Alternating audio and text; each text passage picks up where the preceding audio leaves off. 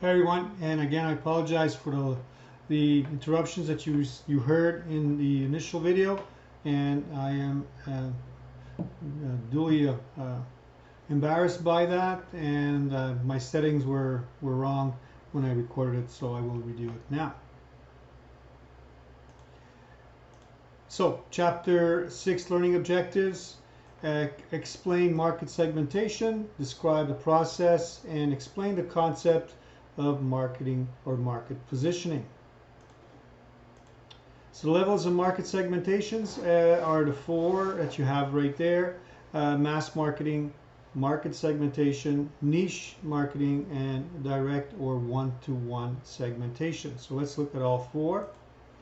Mass marketing appeals to a broad range of consumers, not addressing any distinct characteristics among the consumers. Right, so the use of one basic marketing strategy is to appeal to the range of consumers, and in mass marketing certainly appeals to the masses, as it says right there. And Walmart is a good example. They offer everyday prices and products that attract a wide cross section of the North American population for sure. So it seems that people of all income brackets like to save money, and Walmart certainly does that. And they have very stiff competition. Next one is market segmentation. Right, a company specializes by concentrating on segments of the population. So here in the coffee market, manufacturers of brands such as Maxwell House consider the preferences and lifestyles of different customers and market a host of products to meet their needs. So the at-home coffee market segments embrace roast and ground coffee, let's say, and are very suitable for different coffee makers or different markets. So well-known brands such as Nescafe offers a variety of products in many of these segments. Next one is niche marketing. And niche marketing takes market segmentation to a step that is further. Initially, this type of marketing strategy focused on subgroups with a different market segment.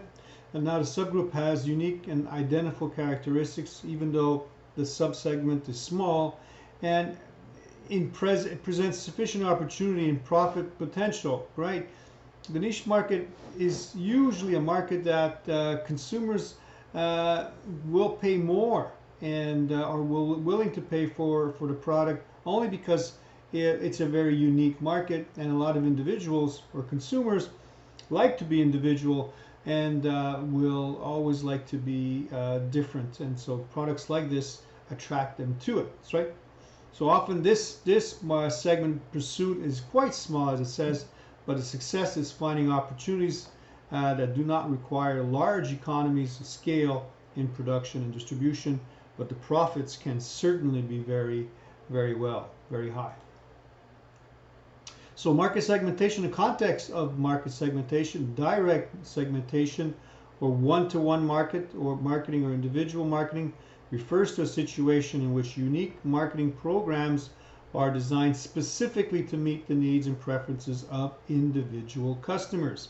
Right? So advancing technology encourages and enables such definitive marketing practice. With social media, certainly this is done easier and easier. So marketers certainly feel strong about the fact that the detailed consumer data that they receive to get for a much higher degree of intimacy per customer and frequency of contact with each customer. So if we look at behavioral targeting, which is a database-driven marketing system that tracks a consumer's behavior to determine their interests and then serves ads to that person relevant to those interests. So behavioral targeting has forced marketers to rethink their strategies. They are shifting away from traditional media that reach a mass audience and toward media or social media that reach consumers directly and more efficient. Right, so geo-targeting is one way that marketers can target customers individually. It's a practice of customizing an advertisement for a product or service to a specific market based on location of potential buyers. So this allows a marketer to specify where ads will or won't be shown on a website based on searchers' location. So such technology allows local marketers and with limited financial means to compete more effectively with larger markets who have far greater resources, right? So mobile technology is reshaping individual targeting market, and the smartphone takes geo-targeting a step further. And location-based targeting, an effort to integrate consumers' location information into their marketing strategy. Location-based is relatively new, less and less today, with the growth of the smartphone really taking over our lives, and consumers and marketers have taken advantage of this for sure, where a higher percentage of consumers are using smartphones. Believe it or not everybody is still using a smartphone. Direct segmentation, which is we look at mass customization, creation of systems that can produce products and personalized messages to a target audience of one. Yes, this is the future of marketing, where every individual is deemed to be as important as everybody else, no matter how much they purchase, and the potential or the lifetime value of such an individual is what marketers are pushing for. Right, so this is not a new concept, but certainly it is a dramatic change in going forward. So marketing is continuously evolving. And if you look at brand democratization, a company seeks opinions from customers and lets the consumer interact with making changes to the brand. This is really important, and I think one of you chose Tesla as a group project. And let me tell you, Tesla, Mr. Elon Musk, I know I talked a lot about him, but I can tell you that he is really into this, and he will democratically make the brand for each and every customer if he can, and he will listen to everybody to make the product more for what the consumer or the customer is looking for. Also, identifying and selecting target markets. This is when an organization or a company must consider the various social demographic trends, such as aging population, social responsibility. Canadian consumers have a genuine concern for the environment. New household formations, so traditional households have been replaced by single households or same-sex households or empty nest households, which type of household have different needs and expectations of marketers. And also you have ethnic diversity, and certainly here growing at a rate much higher than traditional English language and French language communities here in Quebec and in Canada. So there are variables for identifying target markets, right? Demographics, psychographics, geographics, and behavior response, right? So this describes the ideal customer around which the market strategy will be devised and delivered. If you look at demographic segmentation, defined as a division of a large market into smaller segments on the basis of a combination of age all the way down to marital status. Right? So marketers analyze demographic characteristics, and what comes out of it is a profile embracing those characteristics judged to be relevant for the purpose of developing a marketing strategy. Demographic segmentation, you can take a look at a car like this, and Acura appeals to a target customer described as managerial or professional with higher education and healthy income. Certainly when you look at this, it tells you a lot about biases, but marketing is biased only for the reason that they need to reach their market and their target market as quickly as possible. Gender segmentation, here the trends are another factor that marketers consider when developing a profile. So women more and more in the workplace. In this case, we can take a look at that example, and the changing roles of women and men in Canadian households. The market right now is really pushing towards unisex instead of having one or the other. So this is really what's headed in the right direction, I would think. And marketers must consider the size and profit potential of an ethnic hold on, I skipped one. Yes, so prudent marketers are aware of gender trends, and they know that 31% of women earn more than their husbands, and 20% earn about the same. So if you talk about a progressive-minded marketing organization, right, a lot of companies have reacted to this, and a company like Home Depot really is pushing unisex, and largely based on its understanding of both and women who like to renovate their homes. So this is huge for the future, and when it comes to gender segmentation or eliminating gender segmentation, really is what the goal is. As I spoke too quickly before, ethnic segmentation here presents new opportunities for Canadian marketers, and visible minorities will account for 1 in 5 citizens, if not even more, by the time next year rolls around. So minorities will account for almost 70 to 80% of growth in consumer spending, and there are visible minorities absolutely in our world, and there's going to be much more. And of course, with all that has been said in the last month or so about Black Lives Matter, certainly we're talking about this. This is a big opportunity for marketers to grasp this and to take advantage of it, because this is what marketers do. Psychographic segmentation based on activities, interests, and opinions. Here, really, psychographic is multidimensional. It considers a variety of factors that affect a person's purchase decision. This is very advantageous to marketers because it tells them not only who buys, but also why they buy. So when this information is combined with demographics, a more complete portrait of a target market comes out. And lifestyle marketing really segments are the results of the studies conducted by various marketing research organizations. So marketers today really are keen in using psychographic profiling to market products to satisfy the requirements of Canadian lifestyles, right? So the advertisement, let's say for chocolate milk, as you can see here, appears in figures, this one right here, to a younger generation of consumers who firmly believe in living a healthy, active lifestyle. So brand messages that portray that lifestyle will certainly have an impact on that target market. And now we look at geographic segmentation, right? So here refers to the division of large geographic market into smaller geographic or regional units. Canada can be divided into 5 distinct areas, and there's the Maritimes, Quebec, Ontario, Prairies, and British Columbia.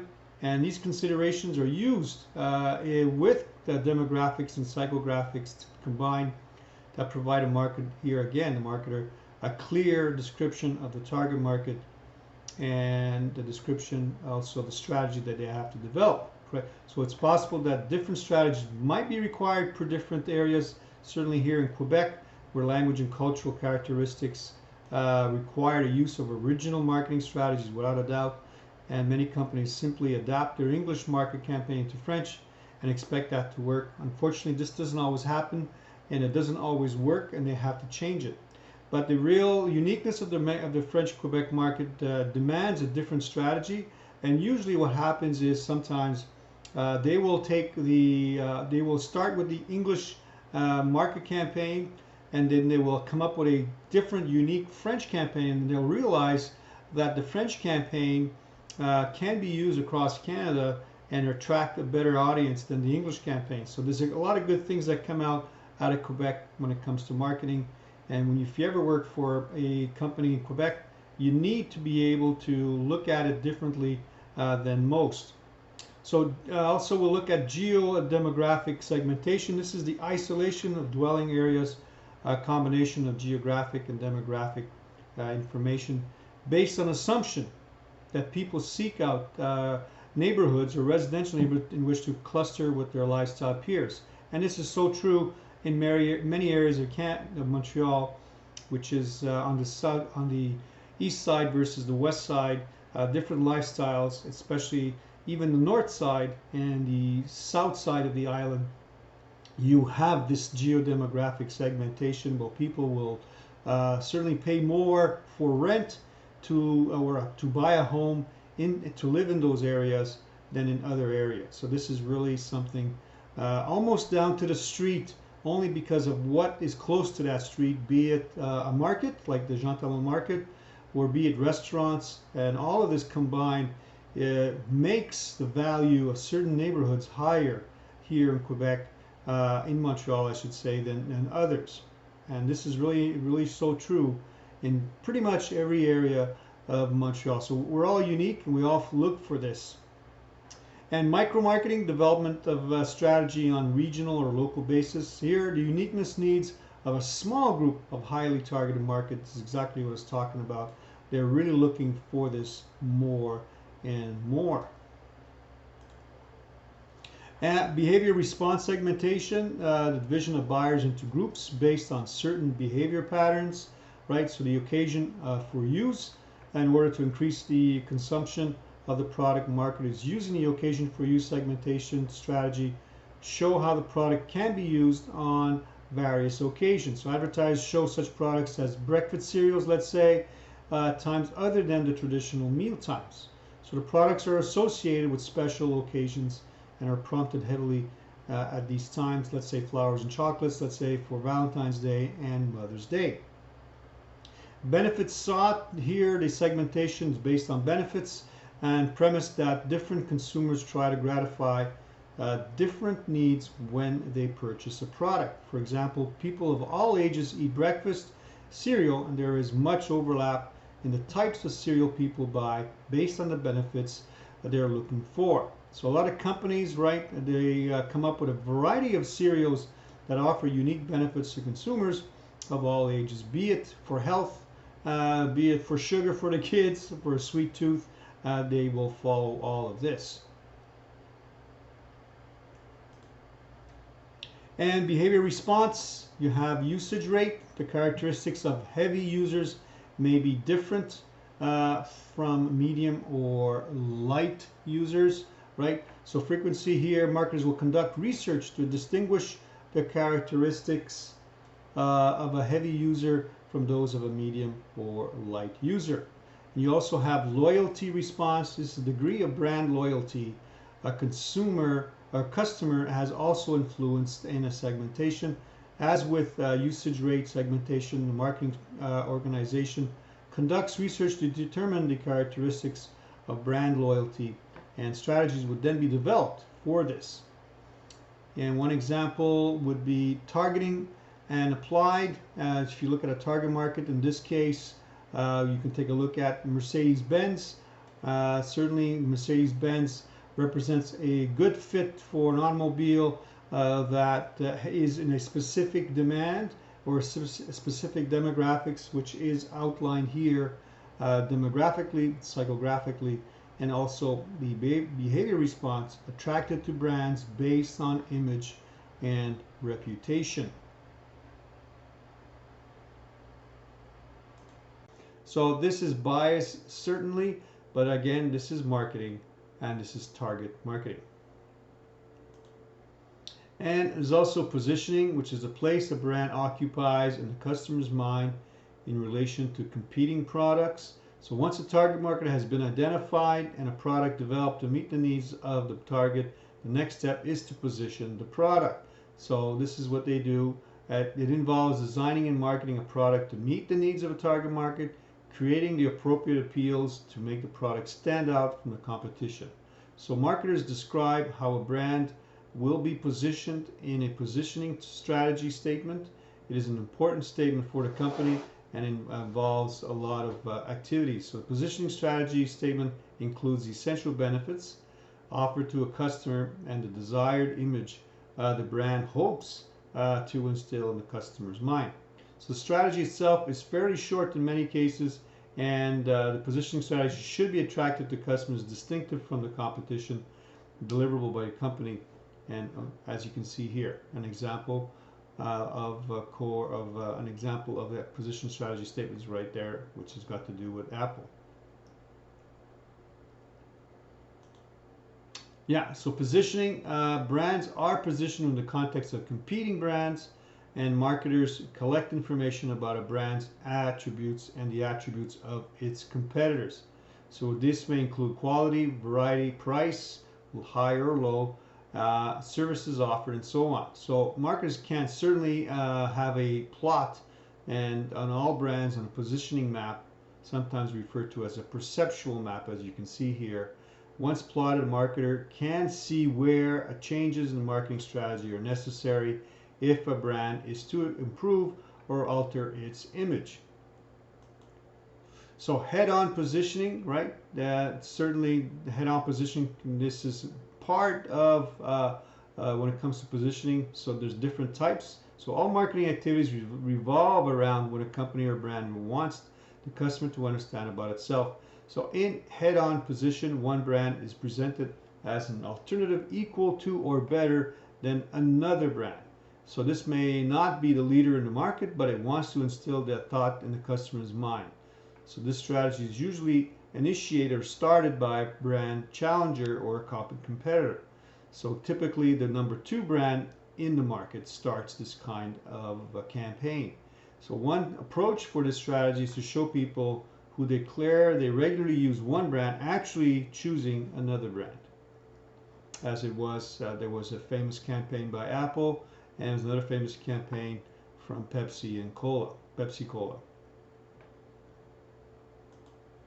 And this brand leadership positioning. So brands that are market leaders can use their large market share to help position themselves in the minds of consumers. So marketing communications are designed to state clearly that the product is successful and a market leader and highly acceptable to a major of users. So here leaders usually share some common characteristics over competing brands. They have greater consumer awareness and household penetration, right? So in the debit and credit card market, Visa positions itself as a leader. Its most recent effort involves a global positioning market that is summed up in their tagline, where it says more people go with Visa. Next is product differentiation, positioning. And in this strategy, it focuses right on the unique attributes or benefits of the product. So the features that distinguish one brand from another. So in Band-Aid, brand adhesive bandages compete with many other brands, but its uniqueness is what stands out, which is in this case super stick adhesive. Okay, so this is what they really wanted people to know. So they position themselves in this way. The next one is technical innovation positioning, a strategy that demonstrates continued technical leadership in a product category, right? Innovative companies make innovative products for sure, but they need to tell this all the time. So companies seek to project an image of continued technical leadership, will use the strategy to position themselves as representing the leading edge of technology. So all they have to do is positioning themselves by reiterating what they're doing on a regular basis. Next, you've got lifestyle positioning in crowded markets where brands are similar. Marketers develop communications based on the lifestyle of the target market. Right? So in this case, the addition of psychographic information has allowed marketers to develop marketing communications on the basis of the lifestyle of the target market. So this means that it's positioned to fit in or match the lifestyle of the user or to appeal to potential users in the basis of satisfying esteem needs. In the truck market, all the major brands such as Ford or Chevrolet or Ram appeal to the lifestyle of hardworking, outdoor-oriented, adventurous males.